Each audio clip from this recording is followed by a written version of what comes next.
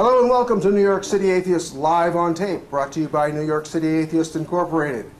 I'm your host, Dennis Horvitz, the David Letterman of the Hopelessly Damned. It's Women's History Month, and I can think of no better way of honoring the occasion than by introducing our guest for today, our good friend Margaret Downey, the doyenne of the free thought movement. She is here to tell us how women outwitted the church in their fight for the right to vote. Margaret is perhaps best remembered as the recent past president of Atheist Alliance International, which is the national atheist umbrella organization to which American Atheists, New York City Atheists, Secular Coalition for America, and several other agencies, several other organizations are affiliated. She's known for organizing the successful 2007 convention in Boston, which I had the great pleasure of attending. It became known as the Woodstock of atheism, primarily because the writers who became known as the four horsemen of the apocalypse for atheism, Richard Dawkins, Daniel Dennett, Christopher Hitchens, and Sam Harris were there. And I guess that was, they started being called the Four Horsemen after that event. So that was a very much a turning point, I think, in the history of atheism. So Margaret is here to explain today how atheists can win the fight for freedom from religion by following the example of brave women who fought for their right to vote in America in the late 19th and 20th century.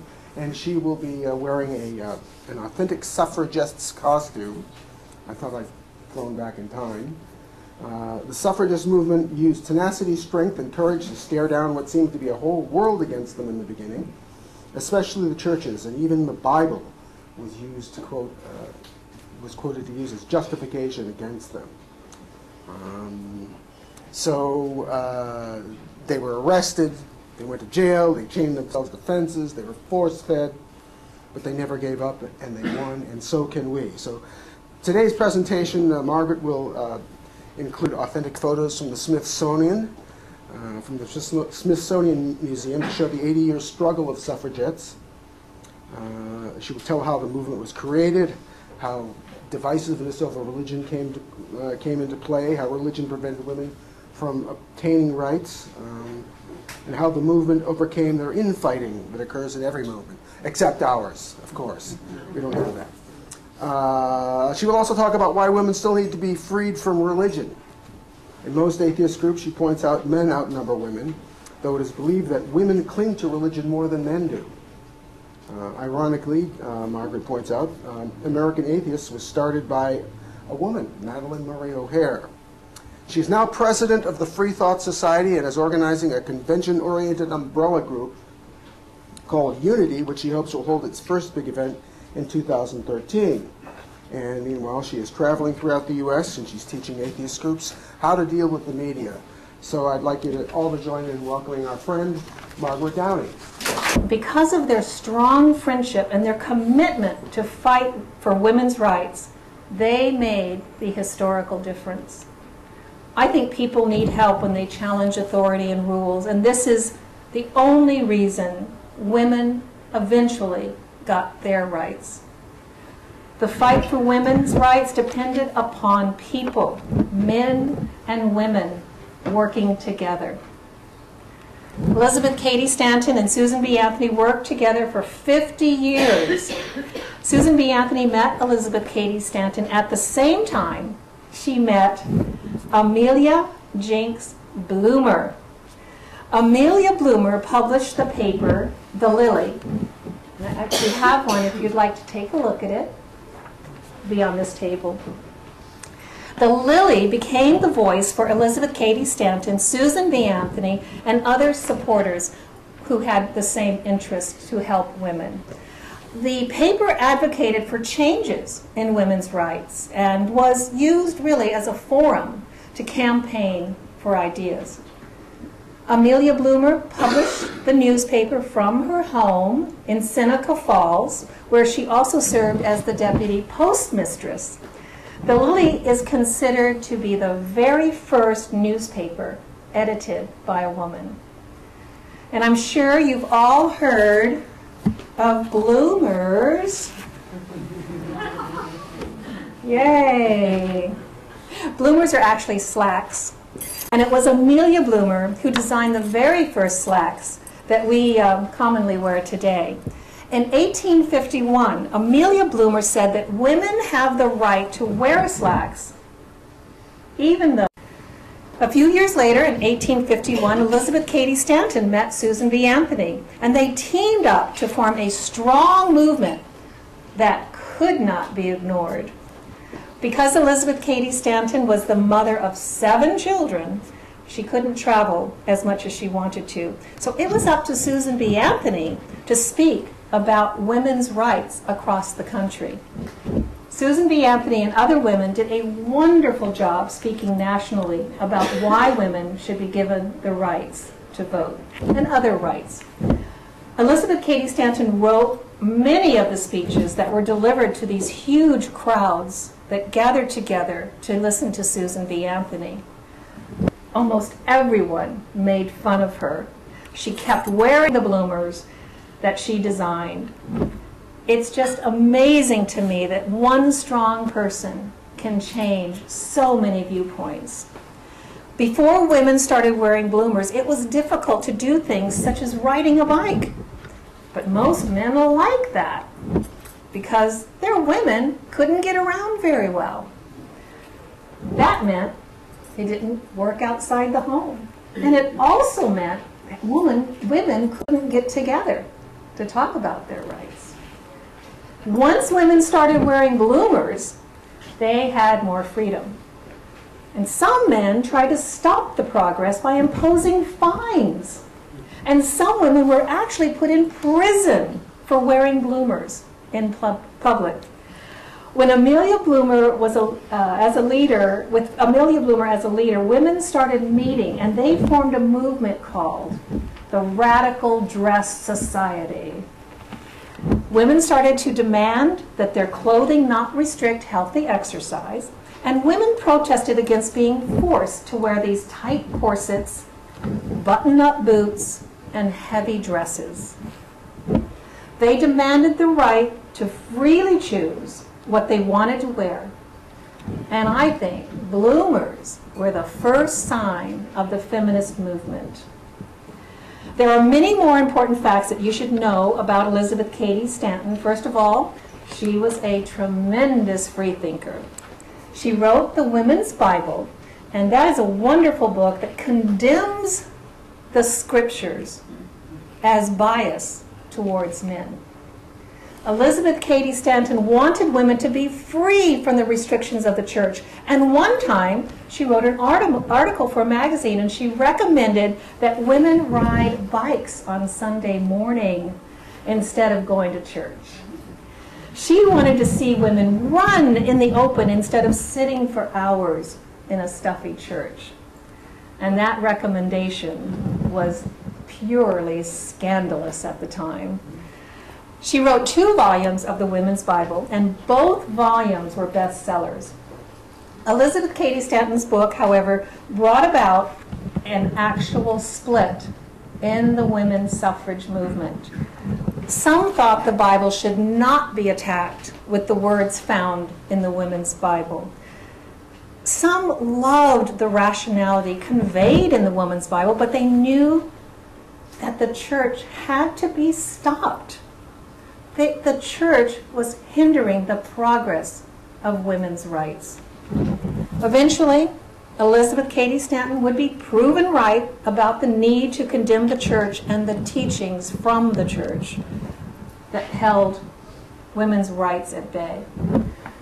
Elizabeth Cady Stanton also wrote the complete text of the 19th Amendment of the United States Constitution, and that amendment is what resulted in the women's enfranchisement. Now, sadly, Elizabeth Cady Stanton died 18 years prior to the 19th Amendment being passed. She never knew that all her hard work had finally resulted in women getting the vote. Now, here you see a photo of Edwin B. Morrow, the governor of Kentucky, signing the document to ratify the United States Constitution, to include the 19th Amendment. And this photo was taken the day before the last state to ratify the 19th Amendment was signed. The last state to ratify the amendment was Tennessee. Now remember that the year the amendment was signed was 1920. So it's important to remember the reasons it took 80 years to happen. Now let's make sure that future generations never forget the things that Lucretia Mott, Susan B. Anthony, Elizabeth Cady Stanton, and so many others did to free women from the constraints imposed upon them by the Bible and the religious society in particular. They worked very hard until something actually happened in our country. Now remember, in July 1861, the Civil War broke out. Citizens in the South started fighting citizens in the North, and the fight over whether who or who could not own slaves was actually played out on the battlefield. That war lasted 4 years. And interestingly, the state of Kansas joined the Union in 1861. It gave women the right to vote, but only in school elections. Kansas was not the only state that recognized women's rights. The state of New Jersey had given the rights to women to vote if they owned $250 or more. And that was in 1776. Now we're going to use pansy flowers to mark the states on the map because pansies are the official flower of free thought. William Shakespeare said, "Pansies are for thoughts." Now the colors adopted to represent the movement to gain women's rights are purple, golden yellow, and white. And that are the colors that you find on pansies. That's what makes the pansy such the perfect flower for the women to use. They also use the symbol of a yellow rose. You might see that sometimes. Now the state of Kentucky gave women the right to vote in elections, on school elections only, in 1847. The most liberal state was Wyoming. In 1869, that state gave the women the right to vote and to hold public office. Utah gave women their rights in 1870, and that was the same year that Amendment 15 was added to the U.S. Constitution. Amendment 15 gave all male slaves the right to vote. And I'll tell you more about what black women did a little bit later. In 1893, the state of Colorado gave women their full rights. Unfortunately, Kentucky and Ohio not only would only let women vote in school elections, and that was in 1894. Now, Utah granted their women rights in 1895. The next year, the state of Idaho gave women the right to vote. And in 1910, Washington State started to recognize a women's right to vote. In 1911, California gave women full rights. In 1912, 4 more states allowed women to vote. Those states were Michigan, Kansas, Oregon, and Arizona. And that brings us up to the year 1913. By this time, women were getting pretty angry about not being able to vote in a state in which they happened to live. So let's just take a look at the map one more time. Notice how slow the process was going and how many states had not given women their rights. The women that took up the fight after Elizabeth Cady Stanton and Susan B. Anthony retired from the movement was Carrie Chapman Catt. Now by that time, the name of the group had changed and it became the American Equal Rights Association. And it was founded by Elizabeth Cady Stanton and Susan B. Anthony, but it became known as the National American Women's Suffrage Association. The word suffrage means voting as a right rather than a privilege. The rights of women wanted the rights women wanted depended on support that they could get from people who held these really high public offices. They opened offices all around the country, and they tried to educate the public. But the meetings that they held were held by the National American Women's Suffrage Association, and they were attended by mostly elderly women. And they weren't making much headway. The association, the organization, needed younger people involved. New ideas were needed, ideas that could push the movement forward. And in London, things were happening a little faster. Women and their supporters were much more militant. The English suffrage movement took aggressive actions, and suffragettes demanded more attention. And it was in a London police station that Lucy Burns met Alice Paul. They were both arrested during a suffrage demonstration that was held outside of Parliament. Like the close friendship between Elizabeth Cady Stanton and Susan B. Anthony, Alice Paul and Lucy Burns developed a very powerful friendship. After the two women returned to the United States, they worked with Carrie Chapman Chatt through the American Women Suffrage Association. But Lucy Burns and Alice Paul were the leaders of their congressional committee. So, in April 1913, Alice Paul co-founded the Congressional Union for Women's Suffrage, which later evolved into the National Women's Party. Lucy Burns was also the co-founder of that National Americans Party, or Women's Party, and she served as the legislative chair, headquartered in Washington, D.C. She was also the editor of a weekly journal which was known as The Suffragist. The publication was very helpful in spreading information about the goals of the National Women's Party. It was distributed widely, and Lucy Burns made sure that every politician received one. Back in the early 1900s, it was a tremendous job to write and print a newspaper. But can you imagine doing something like that without the use of a computer or any of our modern day equipment? To circulate the newspaper, Lucy Burns depended upon volunteers to sell the paper and to talk to people about donating to the cause. Before Lucy Burns and Alice Paul left the National Women's Suffrage Association under CAT, they organized a brilliant event to make sure that people would know how serious women were about getting their votes and their rights.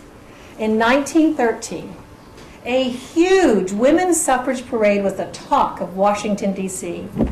To get the most attention possible, the parade took place one day before the inauguration of President Wilson. When President Wilson arrived to Washington, D.C. on March 3rd, 1913, there were only like a few people there to greet him. And he asked, "Where is everybody?" They said, "At the parade." 5,000 to 8,000 suffragists marched on Pennsylvania Avenue, and the street was lined with thousands of people. It was a rainy day, but nothing would deter the parade or the message that the suffragists wanted to send. Now, at the front of the march was lawyer Inez Mulholland Buzavain. She led the way on her white horse. Now, she died 3 years later, delivering a speech about the women's suffrage movement. She had tuberculosis, and it went untreated because she had such a passion for the movement. The parade was organized with marchers in all types of groups. There were suffragists who threw flower petals, and some carried handmade signs, and many of the women arrived with literature to distribute. Now I'm going to play a suffragist song that's synchronized to parade pictures. So bear with me as I turn the music on. Tom, wait till you hear the music.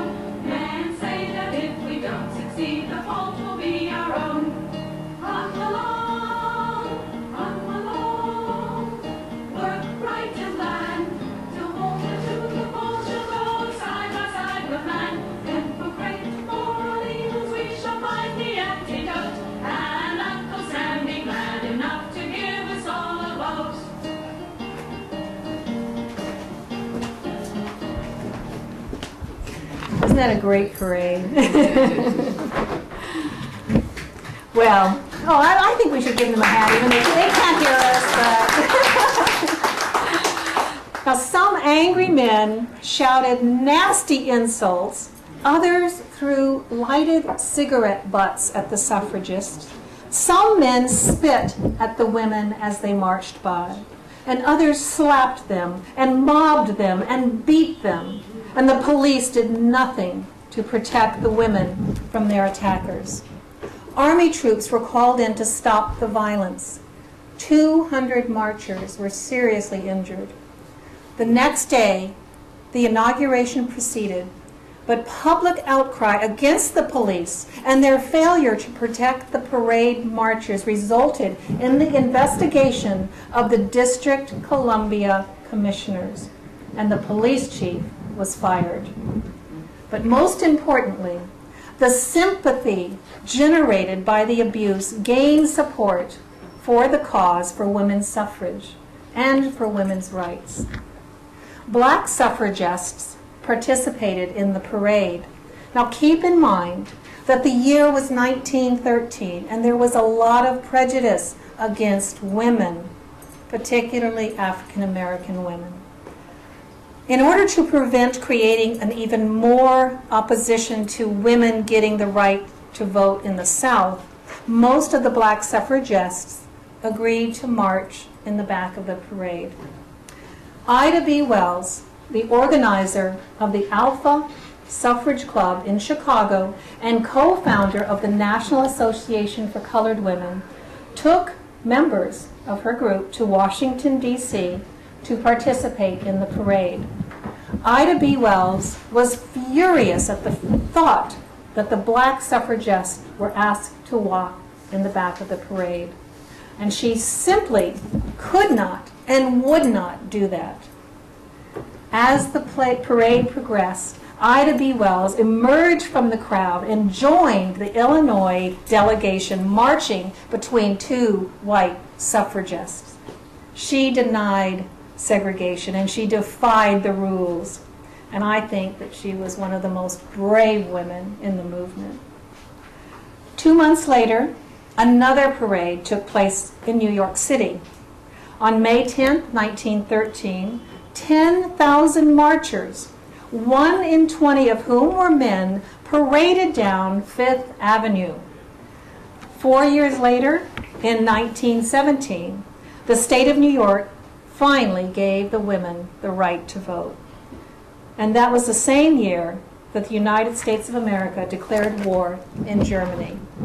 Now, just like the Civil War interfered with the fight for women to get their votes, so did the war in Europe. The general attitude was that women should support the troops and leave their issues behind. Some anti-suffrage men started to print literature of their own. And on the screen you see a copy of a postcard and a poster that was circulated just to scare people. The woman who is a mother and stays at home is drawn as pretty and loving. The woman who's a suffragist is drawn as ugly and sick and very scary. And suffragist people also tried to promote the idea that it was not patriotic for women to want to work or to get the vote. They distributed literature saying that the real suffragist worked at home as her husband went off to fight the war. And this is the type of rhetoric and propaganda that women had to endure and fight against. Most